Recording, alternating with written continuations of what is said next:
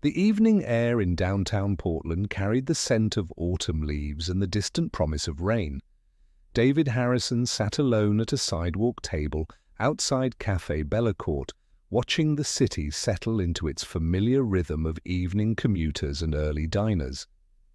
At 62, he had learned to appreciate these quiet moments between meetings when the demands of running Harrison Industries seemed to fade into the background.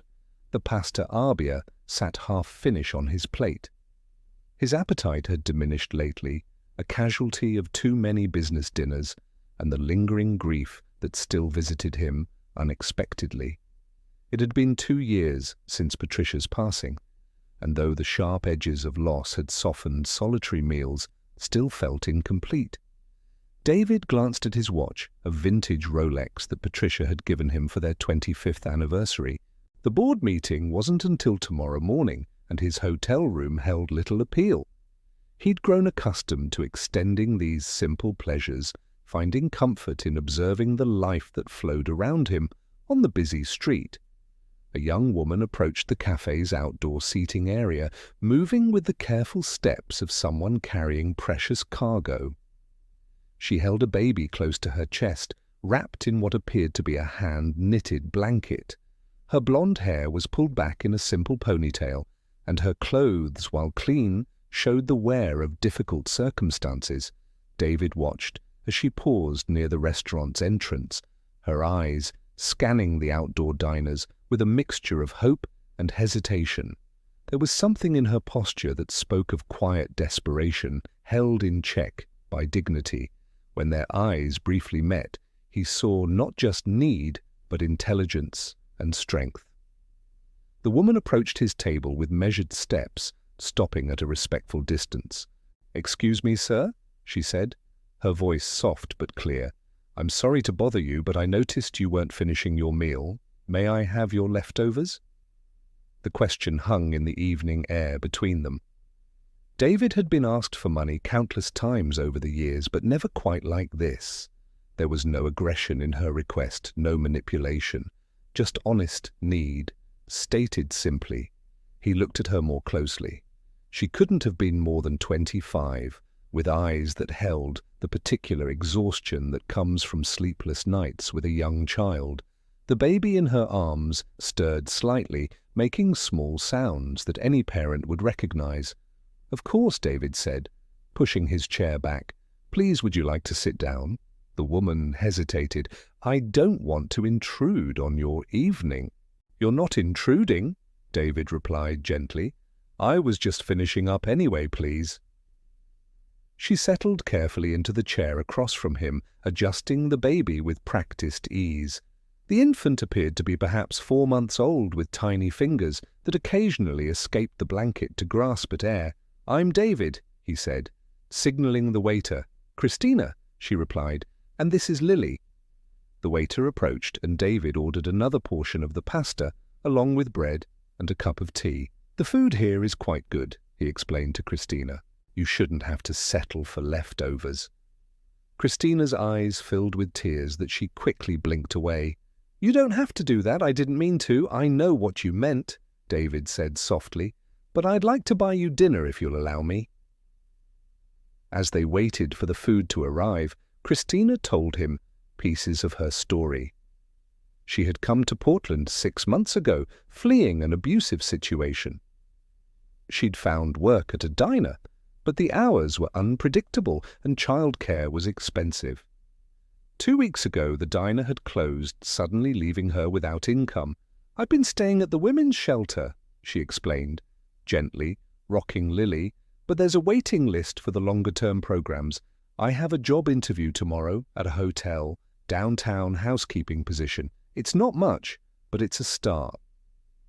David listened without interrupting, recognizing the courage it took to share such personal details with a stranger. He thought of his own daughter, Sarah, now 35, and living in Seattle with her family. What if she had ever found herself in such circumstances? When Christina's meal arrived, she ate slowly, savoring each bite while keeping one hand free to comfort Lily. David found himself thinking about the countless business dinners he'd attended, the expensive meals that had become routine, meaningless. "How old is Lily?" he asked. 4 months next week. Christina replied, her voice warming as she looked at her daughter. "She's been such a good baby through all of this. Sometimes I think she understands that we're in this together." David smiled. "Babies are more perceptive than we give them credit for. My daughter was the same way when she was small. She seemed to sense when Patricia and I needed her, to be patient with us as we learned to be parents. You have a daughter, Sarah. She has 2 children of her own, now 8 and 10. David pulled out his phone, showing Christina a recent photo from his granddaughter's school play. Time moves so quickly one day. You're worried about teething and sleepless nights, and the next thing you know, you're watching them graduate from college. They talked. As the evening deepened around them, Christina shared her dreams of finishing her nursing degree, someday of giving Lily the stable life she deserved. David found himself talking about Patricia, about the foundation they had started together to help families in crisis. She always said that everyone deserves a second chance. David said that circumstances don't define character. As the cafe began to wind down for the evening, David made a decision that felt both spontaneous and inevitable. He reached into his jacket and pulled out a business card, writing something on the back. "Christina," he said, "I want you to call this number tomorrow morning. Ask for Helen Martinez. She's the director of our family assistance program." Christina looked at the card, then back at David.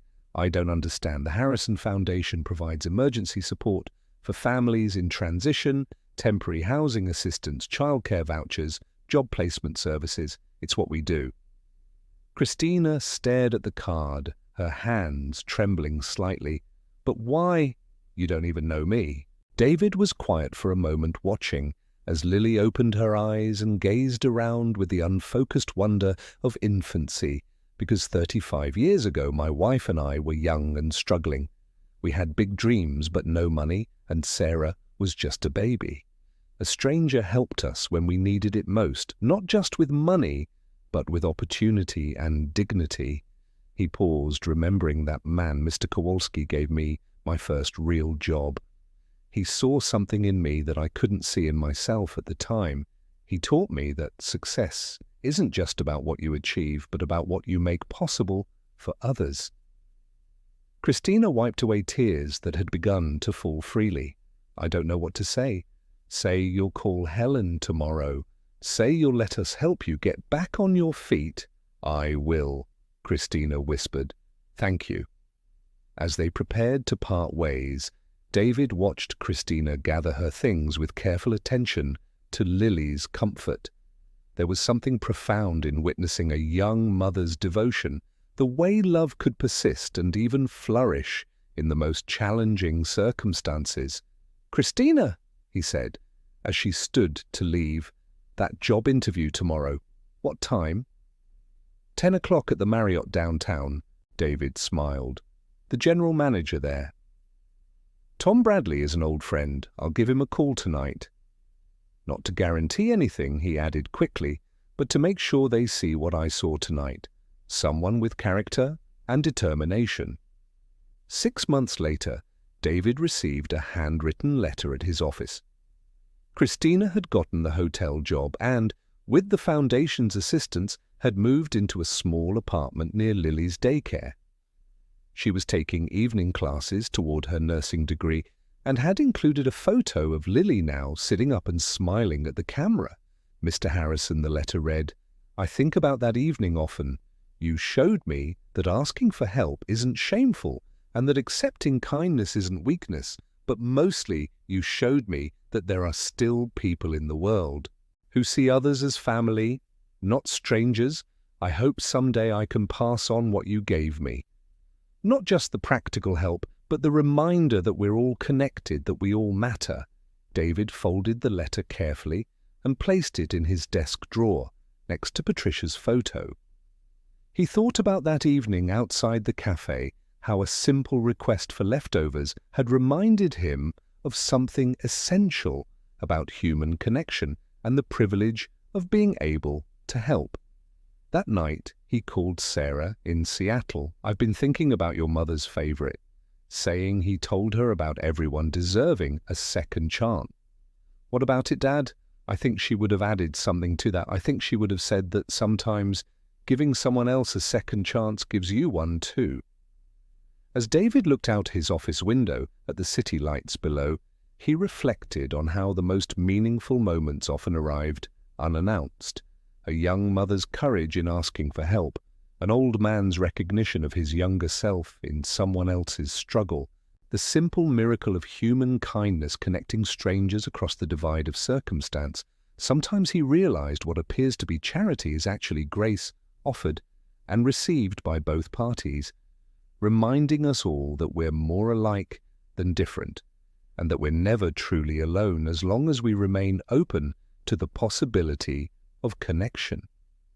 The evening air outside still carried the scent of autumn and the promise of rain, but now it also carried the memory of a conversation that had changed two lives, one act of kindness at a time,